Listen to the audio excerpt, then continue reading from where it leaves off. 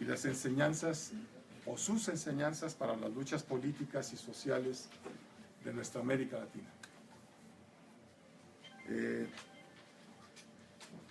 Vamos a empezar, son 25 minutos para cada ponente, y después de que pasemos las 3 presentaciones, vamos a dar oportunidad de las preguntas, comentarios o alguna referencia que puedan tener hacia algunos de los ponentes del día de hoy, para irnos más o menos con cierto orden, pues, ¿no? Les pediremos su paciencia, ¿no? Siempre en estas cosas hay momentos en que se alargan las cosas.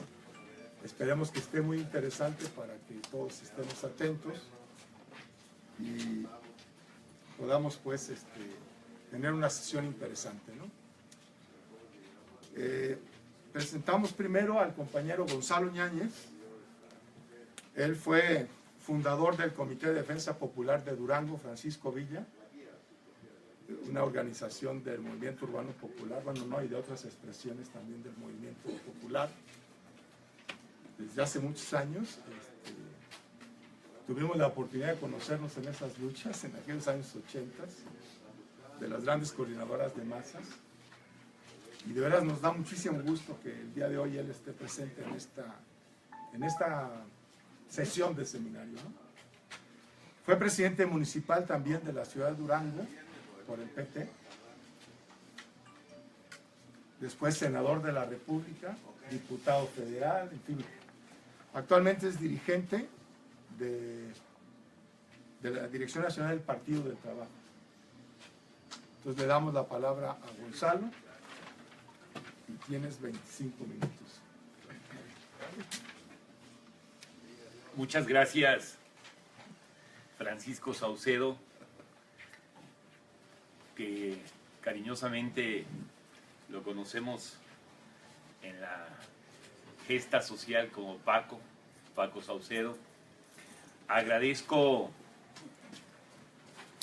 al Sindicato de Telefonistas de la República Mexicana esta generosa hospitalidad que nos brindan para poder compartir con ustedes.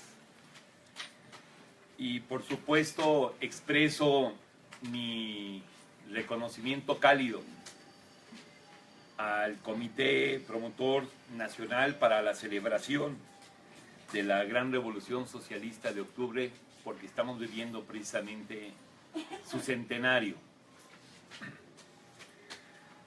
A quienes nos van a acompañar hoy como ponentes, al general Huerta Martínez del Movimiento de Solidaridad Nuestra América y a la compañera María de Luz Aguilar Torres. Por supuesto, les expreso mi sincera gratitud a ustedes que son tan gentiles en compartir con nosotros este momento de reflexión teórica, histórica, política.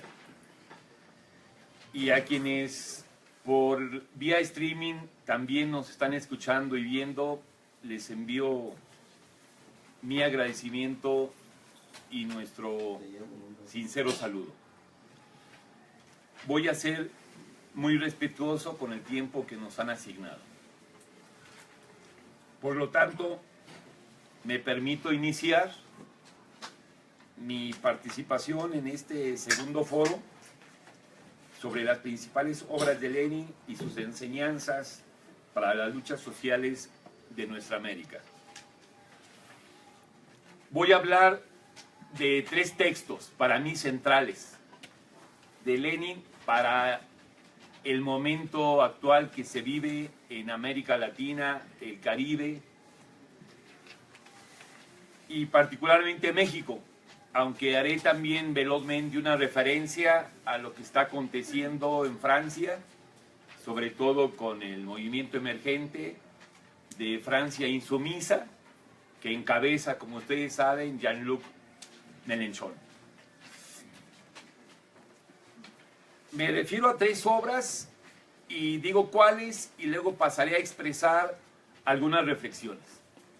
La primera es una obra que Lenin le tituló ¿Qué hacer?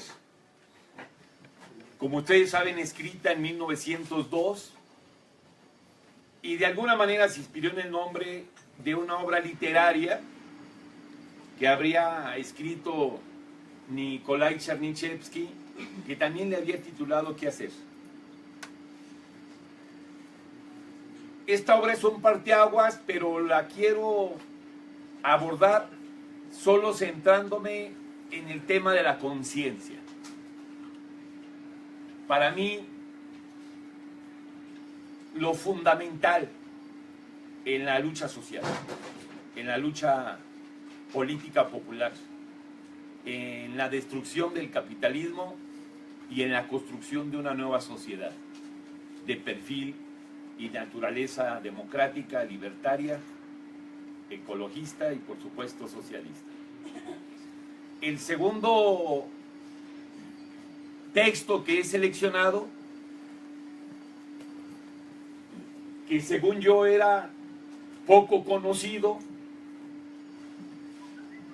pero que ahorita charlando con Omar, él me decía que sí lo ubicaba bastante bien. Lenin lo tituló La guerra de guerrillas, que lo escribió en 1906. Y finalmente el tercer texto que he seleccionado es El Estado y la Revolución, escrito en 1917. El primer texto que seleccioné para hablar de él es el qué hacer para abordar el tema de la conciencia. El segundo texto, Guerra de guerrillas, para identificar el tema central para mí de la eficiencia política, que es el análisis de coyuntura, el análisis concreto de la situación concreta. Y el tercer tema, el Estado y la Revolución, curiosamente no es para que yo aborde la insurrección de octubre, sino cómo lo termina Lenin, que creo que ha generado mucha confusión y requerimos bastante claridad, que es aquella famosísima frase de que él prefiere vivir la experiencia de la revolución que escribir acerca de ella. Que creo que si no se sabe leer, tengo la impresión que algunos no lo han sabido leer, se puede generar la misma confusión con aquella famosa tesis de Karl Marx de que los filósofos hasta ahora se han dedicado a interpretar al mundo y lo que se requiere es de transformarlo. Entro directamente entonces a abordar estos temas. El primero, la obra de Lenin, ¿Qué hacer?, donde señala lo relacionado con la conciencia.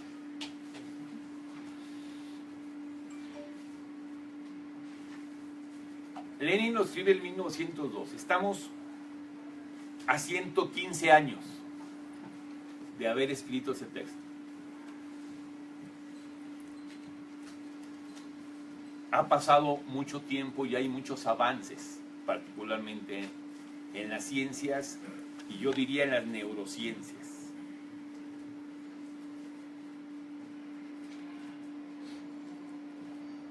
Y los triunfos que ha obtenido el movimiento popular mundial se deben a tener una combinación entre un alto grado de conciencia, una gran eficiencia de su dirección política.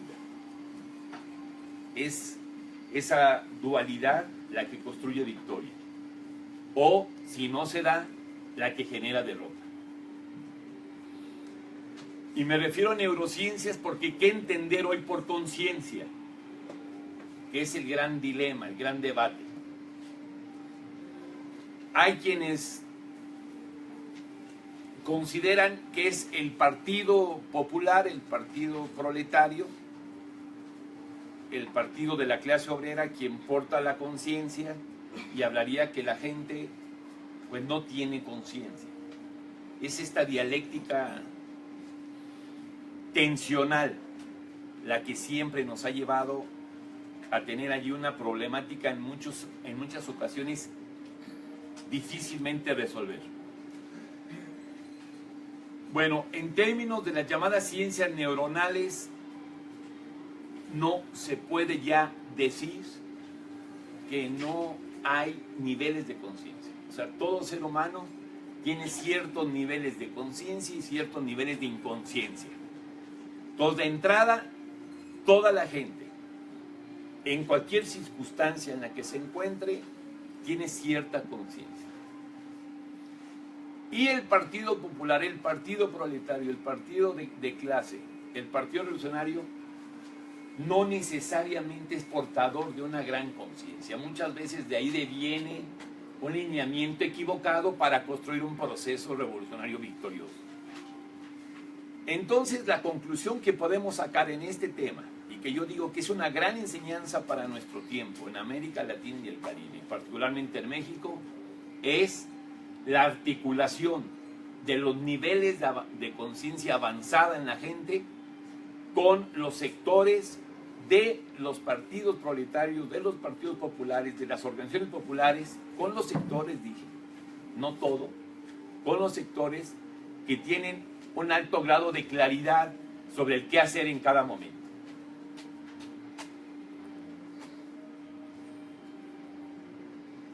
Gran lección, entonces, es que no puede existir organización popular de masas, organización del pueblo, si a la vez no tiene un alto grado de conciencia. Y yo digo que uno de los grandes errores que cometimos era pensar que la tarea era organizar al pueblo. Pero la palabra organizar como que nos quedó la vara muy alta, porque más bien caímos en posturas organicistas, de crear una estructura orgánica con participación de la gente, pero no basta la organización popular. Esta es la gran lección. Se requiere, aparte de la organización social y popular, un alto grado de conciencia popular. Si la organización popular de masas no tiene un alto grado de conciencia de masas, no se desarrolla y no es victoriosa. Y cuando es victoriosa, es reversible. Se revierte. Entonces, primera gran tarea para nuestro tiempo es sin duda el desarrollo masivo de la conciencia popular.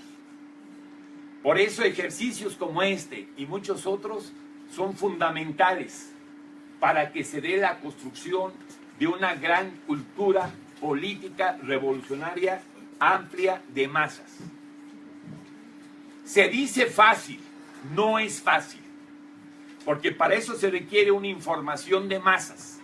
Y como ustedes saben, estamos viviendo tiempos en que el capitalismo ha desarrollado sobre todo un poder mediático omnímodo, que no solamente no ayuda a la generación de información, sino al revés, construye contrainformación y enajenación popular. Y allí es donde se está acuartelando la burguesía contemporánea, en el poder mediático.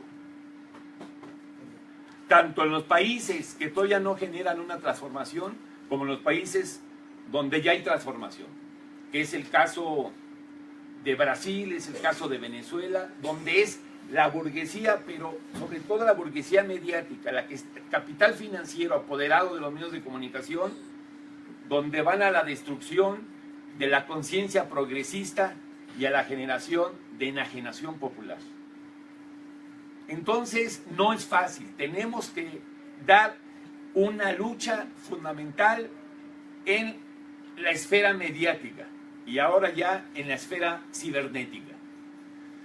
Si no estamos construyendo conciencia de masas en lo mediático, en lo cibernético, no es posible que triunfe la alternativa. Paso al segundo tema, que es lo que para mí representa uno de los principales aportes de Lenin, que es el análisis concreto de la situación concreta, que Antonio Gramsci lo sistematizó como análisis de la coyuntura. el análisis concreto de la situación concreta es el alma viva de la política. Y yo diría que es donde ahí genera Lenin un gran desarrollo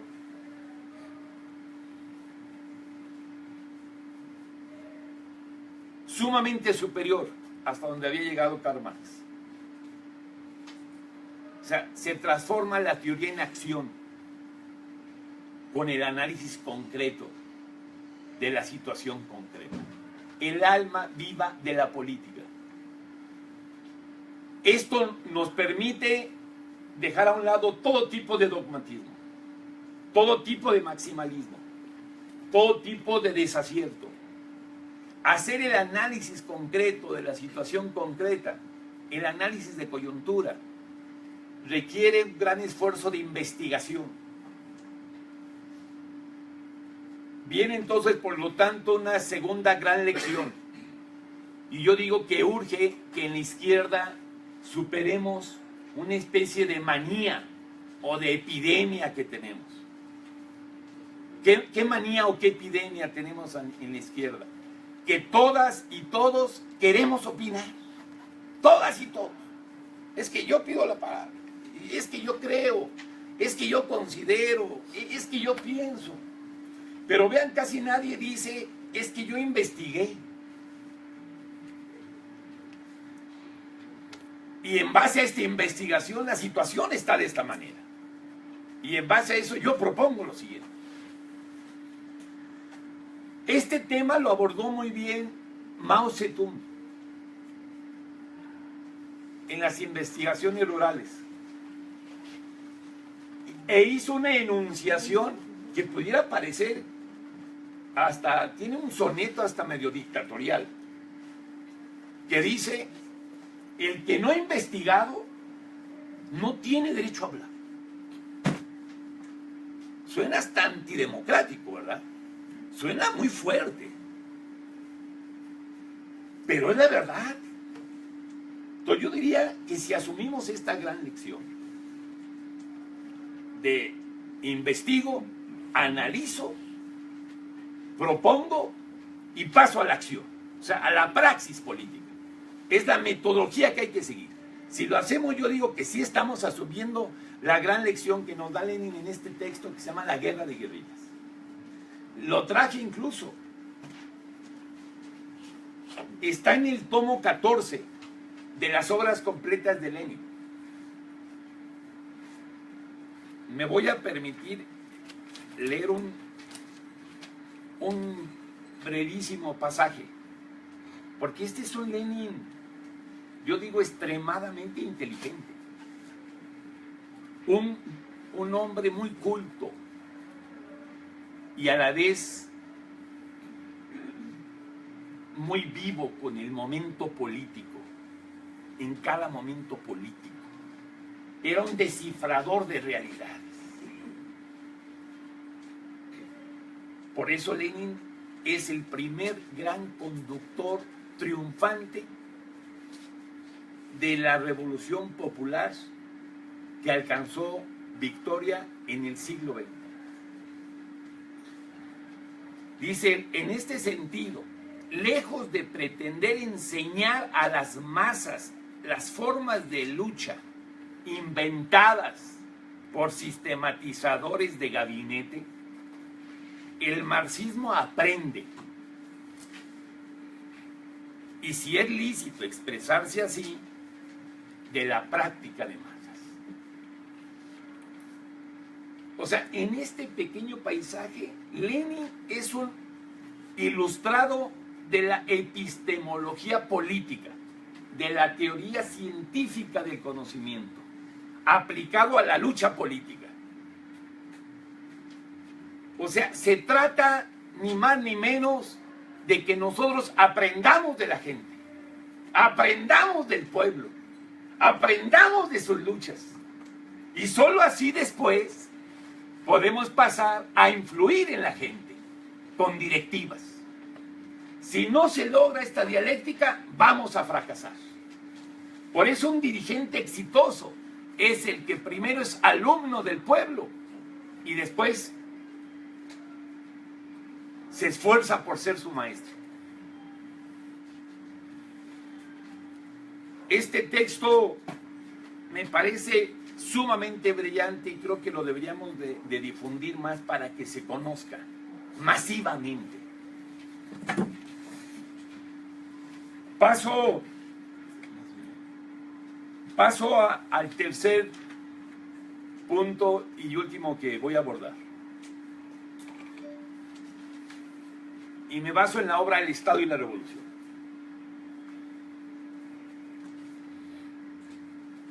Sí es verdad que Lenin hace una sistematización de lo que es el Estado. Pero sobre todo aprende del Marx, que sistematiza la experiencia de la Comuna de París, de 1871.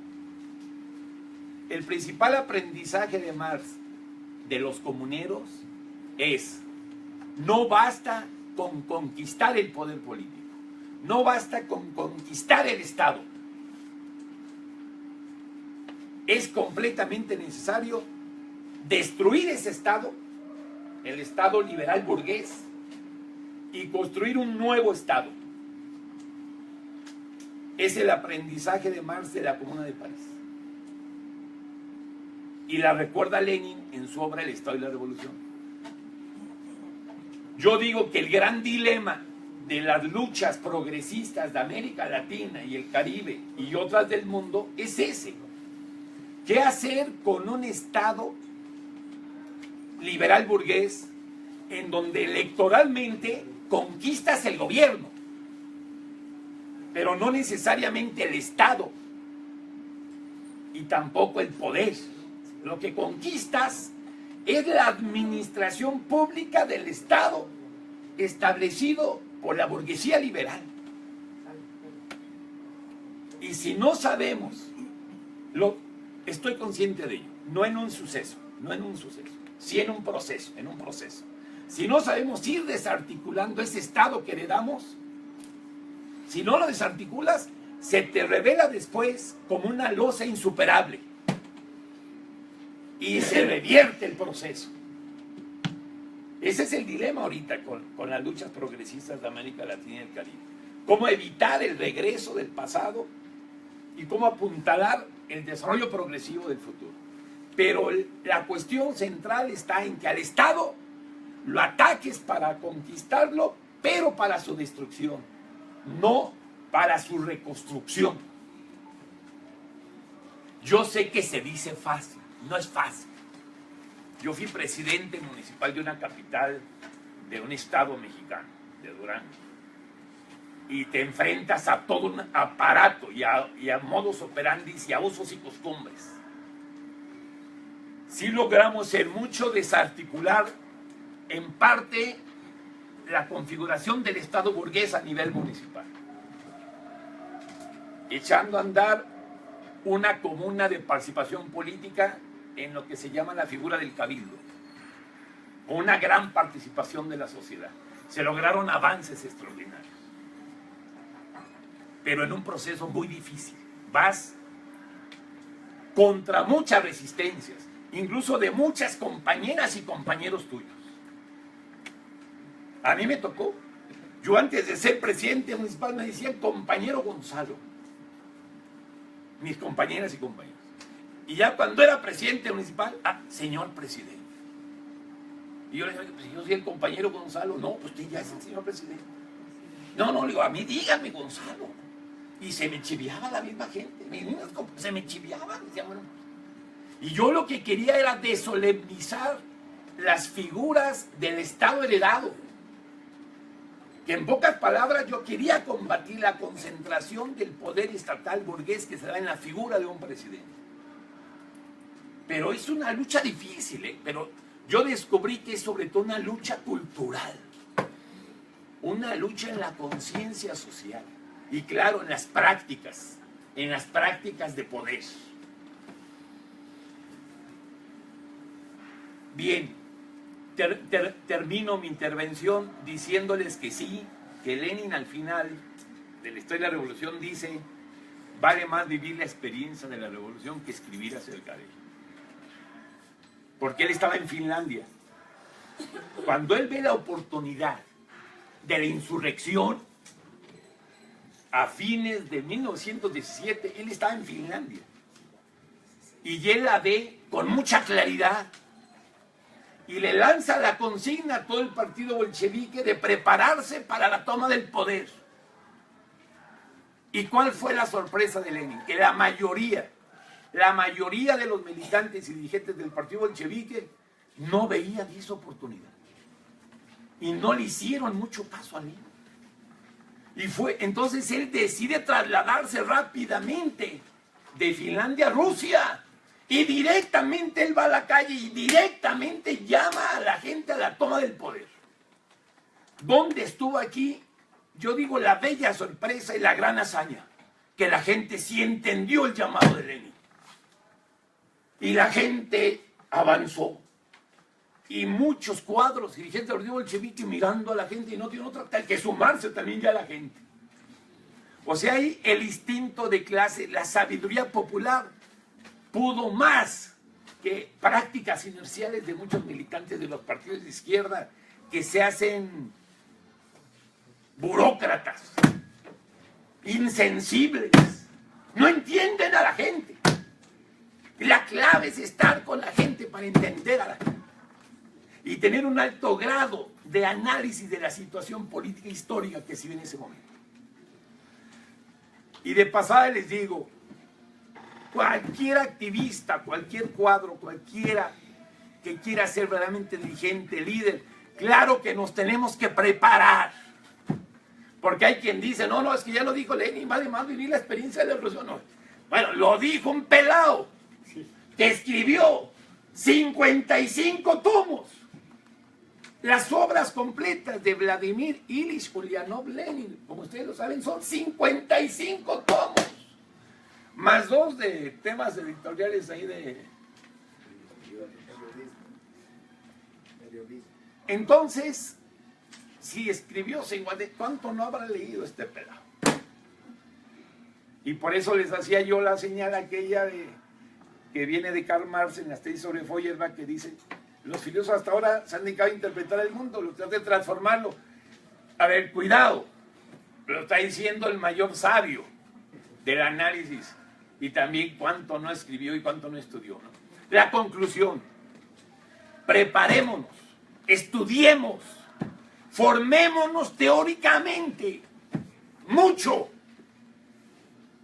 y hagamos más.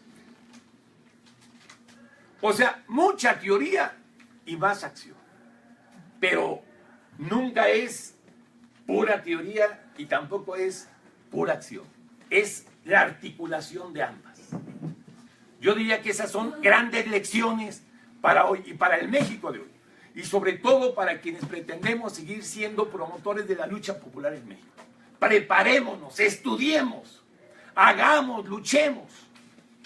Esa es la consigna. Teoría y práctica, práctica y teoría, la praxis. Y es por eso que termino diciéndoles que al final nos vamos a permitir obsequiarles a todos y a todos ustedes un ejemplar de esta publicación que hemos preparado para celebrar los 100 años de la Revolución Bolchevique, ¿verdad? Es un compendio de textos, todos ellos muy brillantes, ¿verdad? Escritos por grandes líderes revolucionarios para seguir en estas acciones celebratorias del centenario de la Revolución Bolchevique. Muchas gracias.